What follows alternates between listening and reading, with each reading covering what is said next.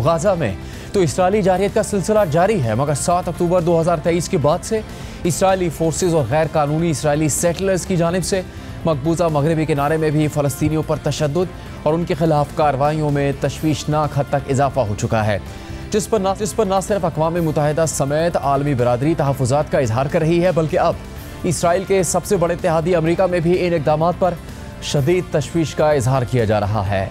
साथ ही इंतहाई दाएं बाजू से ताल्लुक़ रखने वाले अमरीकी जो इसराइल के कट्टर हिमायती समझे जाते हैं, वो तक इन इक़दामात के ख़िलाफ़ आवाज़ें उठाने पर मजबूर हो गए हैं और 11 जुलाई को मकबूजा मगरबी किनारे में इसराइली सेटलर्स के हाथों फ़लस्तीनी निजात अमरीकी नौजवान के बेईमाना कत्ल के बाद इन तनक़ीदी आवाज़ों में मज़ीद इजाफा हो गया है। रिपोर्ट्स के मुताबिक 11 जुलाई को मकबूजा मगरबी किनारे के एक गाँव में इसराइली सेटलर्स ने 20 साला अमरीकी शहरी सैफ मसलत को सख्त तशद्दुद का निशाना बनाते हुए कत्ल कर दिया था, जो कि फ़लस्तीन में अपने अहले खाना से मिलने आए थे। जबकि इसी वाक़े में सैफ के दोस्त मोहम्मद शल्बी को सीने में गोली मारकर कत्ल कर दिया गया था। जबकि इस हवाले से खाना की जानिब से जारी बयान में कहा गया था कि सैफ को इसराइली सेटलर्स ने उस वक्त बेदर्दी से पीट कर कत्ल कर दिया जब वो अपने ख़ानदानी अफराद से मिलने की कोशिश के अलावा अपनी ख़ानदानी ज़मीन को बचाने की कोशिश कर रहा था, जिससे सेटलर्स चोरी करना चाह रहे थे। इस बयान में मज़ीद कहा गया है कि इसराइली सेटलर्स ने सैफ को 3 घंटे से ज़्यादा तक घेरे रखा और इस दौरान जब एम्बुलेंस और तिब्बी अमला उस तक पहुँचने की कोशिश कर रहा था तो सेटलर्स के हजूम ने एम्बुलेंस को रोक दिया और सैफ को इब्तदाई तिब्बी इमदाद नहीं देने दी। फिर जब सेटलर्स का हजूम वहाँ से हटा तो सैफ का छोटा भाई वहाँ पहुँचा और उसे एम्बुलेंस तक लेकर गया, मगर सैफ अस्पताल पहुँचने से पहले ही दम तोड़ चुका था। इस वाक़े के बाद मीडिया पर सख्त तनकीद और सैफ के अहल खाना की जानिब से तहकीकात के मुतालबे के बाद इसराइल में अमरीका के सफ़ीर माइक हकबी ने इसराइली इदारों से मुतालबा कर दिया था कि वो सैफ के कत्ल की तहकीकात करें। इस हवाले से अमरीकी सफ़ीर ने मंगल को एक्स पर लिखा था कि उन्होंने इसराइल से मुतालबा किया है कि वो अमरीकी शहरी सैफ मसलत के कत्ल की जारहाना अंदाज में तहकीकात करे। सैफ सिंजील में अपने ख़ानदान से मिलने आया था, जहां उसे सख्त तशद्दुद का निशाना बनाकर कत्ल कर दिया गया। इस मुजरिमाना और दहशत गर्दाना अमल पर जवाबदेही ज़रूर होनी चाहिए। अमरीकी फ़लस्तीनी शहरी सिर्फ 20 साल का था, लेकिन एक तरफ जहां माइक हकबी गैर मामूली तौर पर इसराइल से सेटलर वायलेंस पर तहकीकात का मुतालबा कर रहे हैं, वहीं दूसरी जानिब वो मुसलसल इसराइली वज़ीर-ए-आज़म नेतन्याहू के साथ खड़े नज़र आ रहे हैं। हत्ता कि बुध को एक गैर मामूली पेशरफ्त में उन्होंने नेतन्याहू के करप्शन ट्रायल तक में शिरकत कर ली, जिस पर नेतन्याहू ने उनका शुक्रिया भी अदा किया। इस सारी सूरत हाल में अब अमरीका के इंतहाई दाएं बाजू के मीडिया नेटवर्क्स पर भी इसराइली सेटलर्स के खिलाफ आवाज़ें उठाई जा रही हैं और इसराइली मीडिया भी इस गैर मामूली पेशरफ्त को रिपोर्ट कर रहा है। इंतहाई दाएं बाजू से ताल्लुक़ रखने वाले अमरीकी news channel one America news के एंकर और साबिक अमरीकी कांग्रेसमैन मैट गेट्स, जो कि न सिर्फ सदर ट्रंप के कट्टर हामी रहे हैं, बल्कि ट्रंप ने इब्तदाई तौर पर उन्हें अपनी नई इंतज़ामिया में अटॉर्नी जनरल तक नामज़द किया था। अपने स्कैंडल्स की वजह से वो बाद में इस नामजदगी से दस्तबरदार हो गए थे। उन्होंने इसराइली सेटलर्स पर तनकीद करते हुए कहा कि सैफ का कत्ल कोई अलग थलग सानेहा नहीं है, बल्कि फ़लस्तीनी बरादरियों पर इसराइली सेटलर्स के हमलों का एक तसलसल का हिस्सा है और ये सब इसराइली फोर्सेस के तहफ़्फ़ुज़ में ही होता है, जिन्हें अमरीकी अवाम के टैक्सेस से फंडिंग दी जाती है। मशरिक़ वस्ता में इसराइल की जारहाना फौजी कार्रवाइयों के पस मंज़र में मगरबी किनारे से एक और संगीन वाक़या सामने आया है। एक अमरीकी शहरी जो मगरबी किनारे में पुरअमन तौर पर अपने ख़ानदान से मिलने गया था, उसे इसराइली सेटलर्स ने कत्ल कर दिया। फ्लोरिडा में पैदा होने वाला 20 साला अमरीकी शहरी सैफ मसलत सिंजील में अपने रिश्तेदारों से मिलने गया हुआ था, जब एक हजूम ने उसे घेर लिया।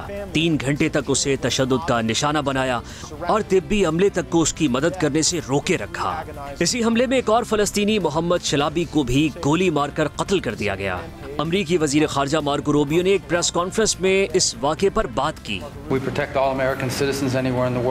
हम दुनिया में कहीं भी अपने तमाम शहरियों की हिफाजत करते हैं, ख़ास तौर पर जब उन्हें नाहक कत्ल किया जाए।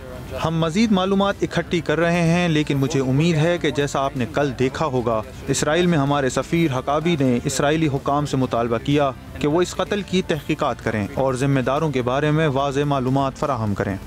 the Israeli authorities doing an investigation. इसराइली हुकाम वाकई तहकीकात कर रहे हैं। अमेरिका के इसराइल में सफीर माइक हकाबी ने इस वाक़े को एक मुजरिमाना और दहशतगर्दाना हमला करार दिया और इसराइल से मुकम्मल तहकीकात का मुतालबा किया।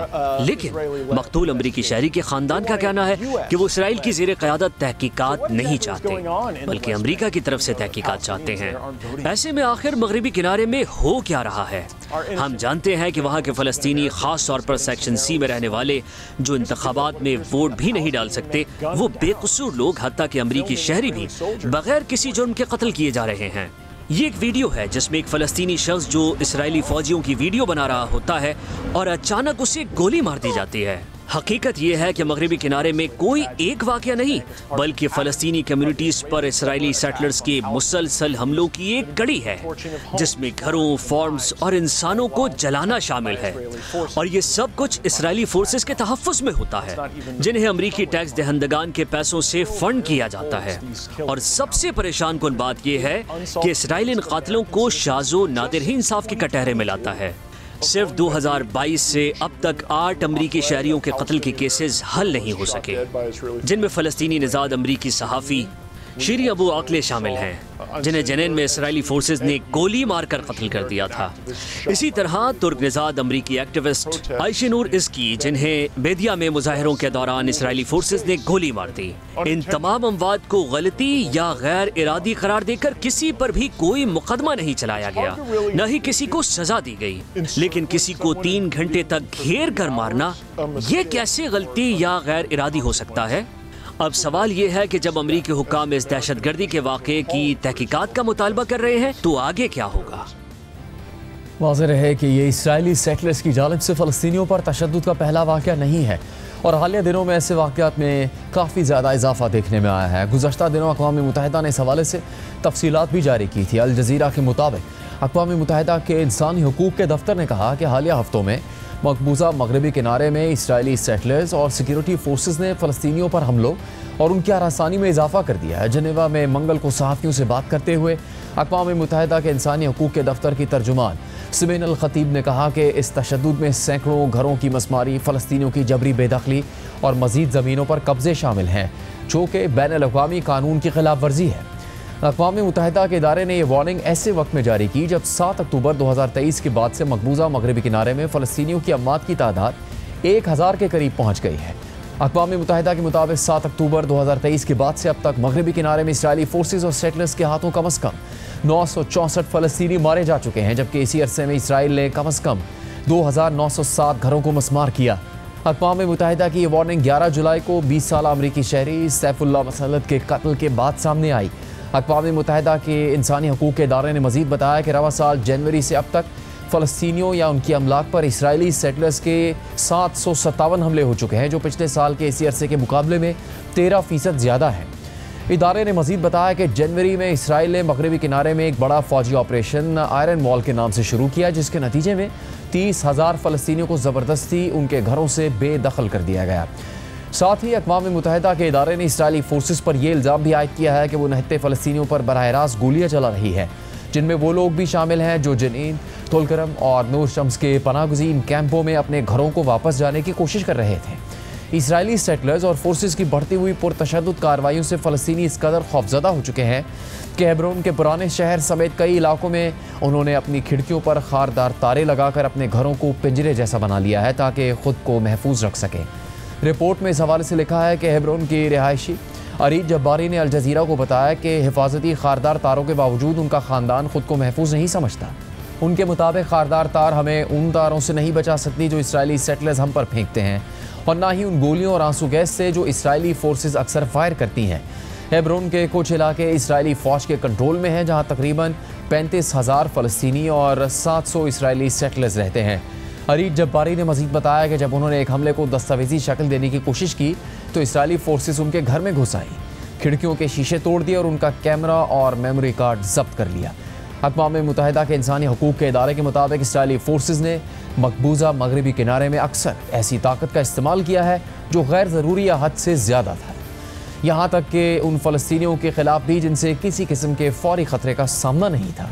जैसे जनवरी में जनीन के एक गांव में इजरायली फोर्सेस ने एक घर के अंदर घुसकर एक 2 साला बच्ची को सर पर गोली मार दी थी। इसी तरह 3 जुलाई को 61 साला वलीद बदीर को इजरायली फोर्सेस ने गोली मारकर कत्ल कर दिया जब वो नमाज पढ़कर साइकिल पर अपने घर वापस जा रहे थे और नूर शम्स कैंप के करीब से गुजर रहे थे।